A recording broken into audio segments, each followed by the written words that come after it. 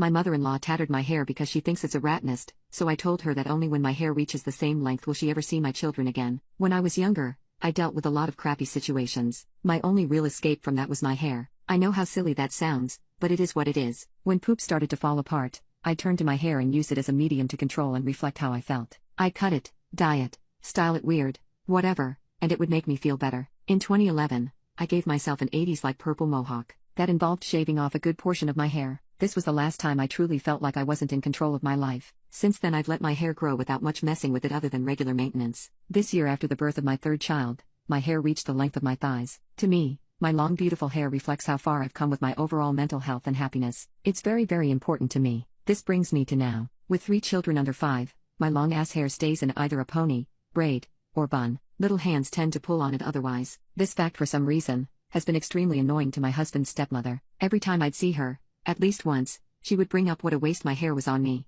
and she would tell me that a mother shouldn't have a rat nest like I have or something snide like that. She's annoying and I ignore her for the most part because she just wants attention, and I won't give it to her. Until yesterday, sitting on my father-in-law's couch, breastfeeding my youngest, having a pleasant conversation with my husband and father-in-law about what we were watching on the TV, I felt a tug on my hair, and before I could pull completely away, I heard the scissors close. There's my mother-in-law and my 4-year-old standing behind the couch, both laughing as she holds a large portion of what was my bun. The 3 of us turned and stared at her. It was like looking at a cartoon villain. I'm effing devastated and trying not to cry in front of my children. My husband starts yelling, asking her if she is insane. My 4-year-old starts to cry, which is followed by mother-in-law who tearfully claims it's just a joke. It'll grow back. We thought y'all would laugh. The whole situation falls apart with my husband arguing on my behalf, my 3 children and I crying, mother-in-law snot bubble sobbing, and father-in-law trying to get us all to calm down. We ended up leaving with my husband telling his dad to divorce his wife because being married to an overgrown 8-year-old is probably illegal, which I would have giggled at if I hadn't been so upset. My husband drives us around looking for a stylist who will take a walk in, and I call my sister-in-law to come sit with me. She meets us at her stylist's workplace.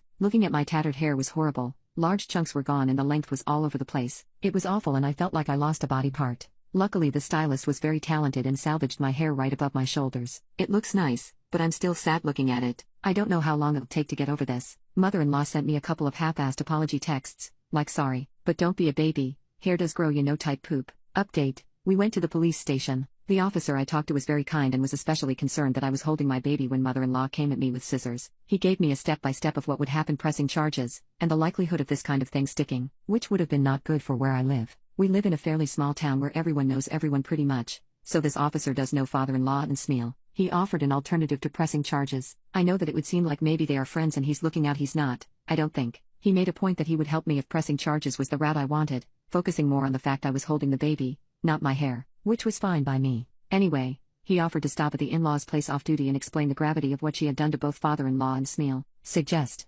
counseling or something for her and maybe wake up father-in-law to Smeal's disregard for decency and sanity. Talking with my husband and sister-in-law, I decided for father-in-law and my children's sake, I wouldn't press charges, and only made a report with the officer and let him make the stop. So, there is a record now with printed text and before and after pictures for proof. God forbid she escalates, I'll have a paper trail already started. Presumably, after the officer made the stop, my husband got a call from his dad. My husband answered and they talked for a good hour before passing off the phone to me. I insisted I would only speak to father-in-law. I wasn't and still am unwilling to speak to or see Smeal. Father-in-law offered me a pretty heartfelt apology. He's known me since I was 14 and I do believe he cares for me, so I accepted. He also offered to pay for anything hair-related until my hair reached its original length. I took the opportunity to not only accept but add the condition that only when my hair reaches that length again, is Smeal allowed to see my children and myself. Father-in-law didn't even try to protest after asking if he was still allowed over to see his grandchildren, which he is.